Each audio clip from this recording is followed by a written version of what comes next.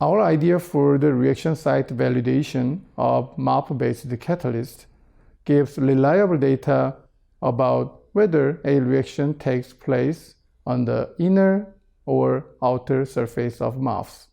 These methods can be used to evaluate reaction sites, which can be crucial in the design of MOF-based catalysts. Research studies of developing MOF-based catalysts may use these methods to achieve an objective perspective for catalyst characterization. Visual demonstration of these methods is essential, as the techniques are difficult to learn through text instruction alone. Demonstrating the procedure will be Jeehwan Han, a grad student from my research team.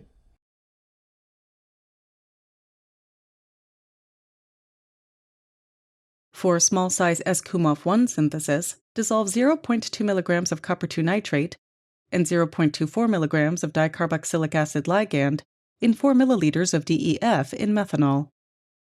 Cap the reaction cell with a PTFE cap and place the cell in a microwave reactor at 65 degrees Celsius, 100 pounds per square inch, and 50 watts for 20 minutes. At the end of the reaction, whisk gently with a small spatula to float the obtained blue cubic crystals and decant the crystals onto filter paper. Then wash the crystals 3 times with 3 ml of hot DEF per wash, followed by 3 washes with 3 ml of anhydrous DCM per wash,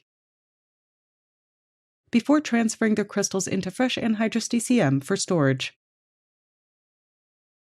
For medium-size SQ-MOF1 synthesis, dissolve 7.2 mg of